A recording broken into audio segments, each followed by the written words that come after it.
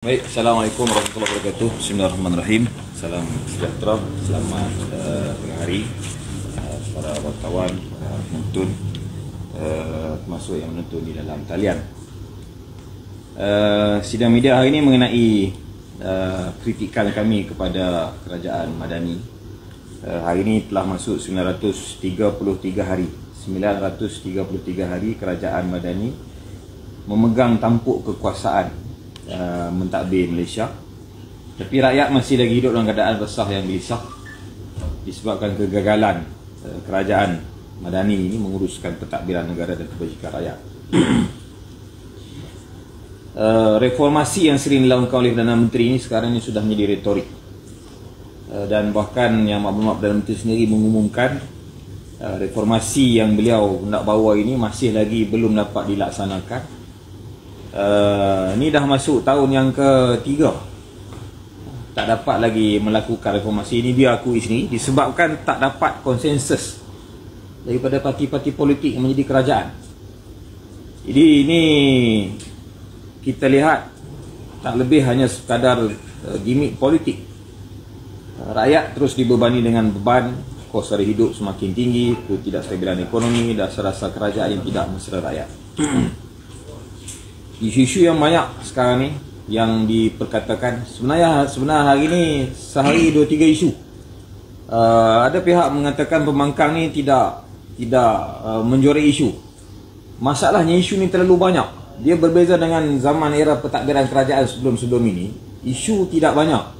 Jadi satu-satu isu tu dapat disuarakan dengan baik. Tapi oleh kerana isu terlalu banyak, kita bercakap di setiap isu, hampir semua isu kita memberikan reaksi dan komen. Tapi sebab banyak sangat isu, maknanya banyak sangat masalah, sampai jadi tak tahu apa kerajaan nak bawa negara ni pergi ke mana. Kenaikan tarif elektrik, penguatkuasaan penggunaan gas yang tidak bersubsidi, tong gas yang tidak bersubsidi ke atas peniaga, macam-macam lah. Seolah-olah kerajaan ni memerah rakyat seperti mana memerah susu lembu yang diperah tanpa henti demi mengisi kantung negara yang bocor. Di saat rakyat ditekan dengan pelbagai bebanan ekonomi, rakyat nak bersuara. Tetapi ruang suara, ruang rakyat menyuarakan pandangan, ruang demokrasi semakin hari semakin dicengkam dan ditutup. Saya bagi contoh. Hari ini ni memberi emoji gelap dalam mana-mana posting berita ataupun mana-mana posting media sosial, memberi emoji gelap itu pun sudah digeruni oleh pihak kerajaan. Sebagai contoh, saya dimaklumkan Yang Berhormat Datuk Fahmi Fadil, posting dia tu emoji gelap hanya dia seorang dapat tengok. Ada berapa banyak emoji gelap, rakyat tak dapat tengok. Public, pengguna media sosial lain tak dapat tengok kerana dia dah disembunyikan. Hanya ini dapat tengok. Kenapa? Rakyat nak bersuara. Rakyat nak bersuara melalui komen. Komen tu dipotong, dipadam, ada yang diturunkan. Ada yang memberi komen tu penyawa awam, dikenakan tekanan. Rakyat biasa dikenakan intimidasi politik. Jadi rakyat nak bagi komen, tulis tak boleh. Bagi komen melalui emoji, emoji pun tak boleh. Kerajaan hari ni takut dengan emoji. Emoji ni, emoji bukan orang emoji. Emoji pun takut. Jadi macam mana reformasi yang nak dilaungkan itu nak dilaksanakan? Ruang tu semakin sempit dan tertutup. Bahkan agensi kerajaan juga digunakan untuk menekan ahli parti sendiri. Saya dimaklumkan. Dan kita semua dapat tengok ini rahsia yang terbuka. Ahli parti sendiri yang tak sealiran. Pemilihan parti PKR. Berapa ramai ahli-ahli parti PKR yang menyuarakan pandangan tak puas hati? Ada akaun-akaun mereka yang diturunkan, disekat. Itu ahli parti PKR sendiri, parti kerajaan. Jadi kalaulah kerajaan yang diterajui oleh Presiden PKR sebagai Perdana Menteri hari ini, dia sendiri tidak membuka ruang kebebasan bersuara kepada ahli parti dia, apa jaminan untuk rakyat yang tidak jadi ahli parti politik ini untuk bersuara? Itu yang saya maksudkan, kebebasan bersuara itu semakin hari semakin dicengkam, ditutup oleh kerajaan yang kononnya nak buat reformasi saudara. Tambahkan pula rang undang-undang pembaharuan semula bandar yang kami pernah sebut sebelum ni, yang masih cuba diteruskan untuk dibentangkan di Parlimen walaupun sudah mendapat tekanan dan bantahan daripada pelbagai pihak. Apabila kita membuat sidang media sebelum ini mengumumkan tarikh himpunan yang sebenarnya sepatutnya berlaku pada hari ini, tapi kami tangguh,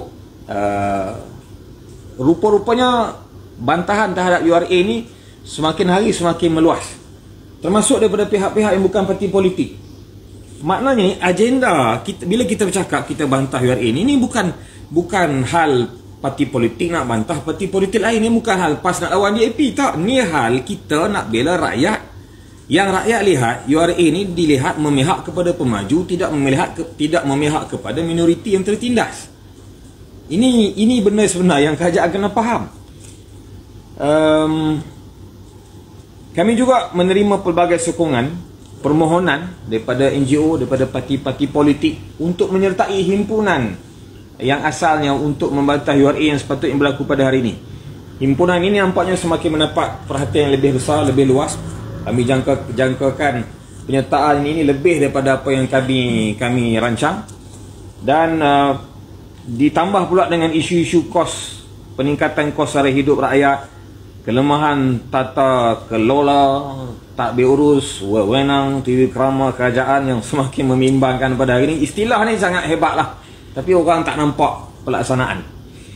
Maka kita mengisytiharkan Pemuda PAS Malaysia pada hari ini bersama dengan semua pihak, termasuk parti-parti politik dalam kerajaan madani, NGO, individu-individu, mana-mana pihak yang tidak berpuas hati dengan pentadbiran Datuk Seri Anwar Ibrahim ni, untuk menyertai himpunan yang kita telah ubah tarikh kepada 26 Julai. 26 Julai ni seminggu selepas sidang Parlimen. Dia tangguh sidang Parlimen. Tangguh sidang Parlimen pun sebab pemilihan PKR. Sidang Parlimen ni sidang nak bincang tentang RMK 13, Rancangan Malaysia ke-13. Tuan rumah ataupun pembentang ialah Menteri Ekonomi. Menteri Ekonomi bercuti, letak jawatan, kalah pemilihan.